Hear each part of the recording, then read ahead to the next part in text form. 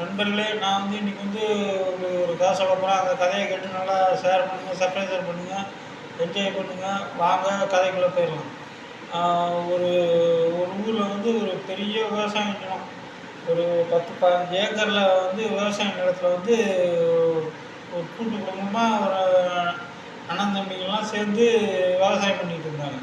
அப்படி விவசாயம் பண்ணிகிட்டு இருக்கும்போது அவங்க வந்து என்ன பண்ணாங்க, இந்த வாட்டி சோளம் விதைச்சாங்க. சோளம் விதைச்ச உடனே அந்த சோளமும் நல்லா வளர்ந்து நல்லா பெருசான உடனே அப்போ வந்து ஒரு ரெண்டு தூக்கணாங்குருவிங்க வந்து அதில் வந்து கூடு கட்டியிருக்கு. கூடு கட்டி வச்சு முட்டை போட்டு குஞ்சு பொரிச்சிருச்சுங்க. குஞ்சு பொரித்து அந்த குஞ்சு வளரும். இப்போ நம்ம இதில் கட்டியிருக்கோமே, இது அறுவடை வர்றதுக்குள்ளே நம்ம குருவிங்க வந்து வளர்ந்தோம். அப்புறம் நம்ம வந்து போய்க்கலான்னு அவங்க அப்படியே இருந்தாங்க. அப்படியே சோள நாற்று வளர்ந்து பெருசாக வளர்ந்துருச்சு. பெருசாக வளர்ந்து முடித்த உடனே அந்த குஞ்சு குருவினா, அம்மா நம்ம வந்து இப்போ வந்து இங்கே வந்து பெருசாக வளர்ந்துருச்சு, எப்போ வேணாலும் அறுவடை பண்ணால் நம்ம போயிடலாம். இல்லை வேண்டாம், யாரும் ஆளுங்க யாரும் இல்லை.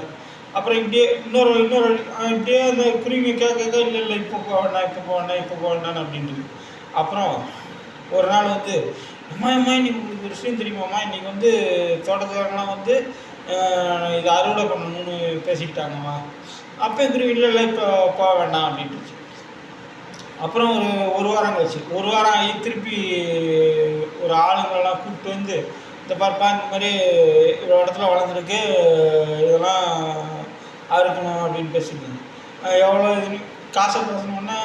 அப்போ குருவி வந்து இறைய தேடிட்டு வந்து குருவி கொடுக்குறது. அப்போ ஏமா இந்த மாதிரி வந்து இன்றைக்கி வந்து பேசுனாங்கம்மா, இல்லை இப்பயும் போக வேண்டாம். அப்புறம் இன்னொரு வேறு ஆளுங்களை கூப்பிட்டு வந்து அவரை கூப்பிட்டு வந்து பார்த்து பேசணும்னா அவங்கக்கிட்டையும் ரேட்டு கட்டி போட்டு சரி திருப்பியும் குருவி வந்து குஞ்சுங்களுக்கு சோறு, இப்போ நம்ம போயிடலாமாம்மா, இங்கே விட்டு இப்போ அறுவடை பண்ண போகிறாங்க. இல்லை இப்பயும் நம்ம போக வேண்டியதில்லை. இதேமாதிரி மூணாவது நாள் வந்து டெய்லியும் தந்துடுறோம் அப்படின்ட்டு இந்த மாதிரி இன்றைக்கி வந்து தினக்கூலிக்கு விடுறேன்னு இருக்காங்க, நம்ம போயிடலாமாம்மா. இல்லை வேண்டாம். உடனே அந்த தோட்டக்காரங்களுக்கு எல்லாத்துக்கும் வெறுப்பாயிடுச்சு. என்னடா நம்ம ஒவ்வொருத்தரையாக கூப்பிட்டு வந்து இந்த இதை வெட்டுறதுக்கு நம்மளும் வேலை பேசிக்கிட்டே இருக்கோம், எவனும் படிக்க மாட்டேங்கிறனால இனிமேட்லேருந்து நம்ம தான் 4-5 அண்ணன் தம்பிக்கு இருக்குங்களா, நம்ம குடும்பத்தில் உள்ளவங்களே சேர்ந்து இந்த இடத்துல உள்ள கருதெல்லாம் அறுத்துற வேண்டியதான் அப்படின்ட்டு பேசிட்டு. அப்புறம் தாய் குருவி சோறை எடுத்துகிட்டு வந்து குழந்தைங்கள்கிட்ட வரும்போது, அம்மா இன்னைக்கு அவங்க குடும்பத்தாரங்களே சேர்ந்து இடத்துல வந்து எல்லாத்தையும் அறுத்துற போகிறாங்க. உடனே இதான் இந்த மகளை சரி பண்ணாருன்ட்டு அவங்களும் பறந்து போயிட்டாங்க.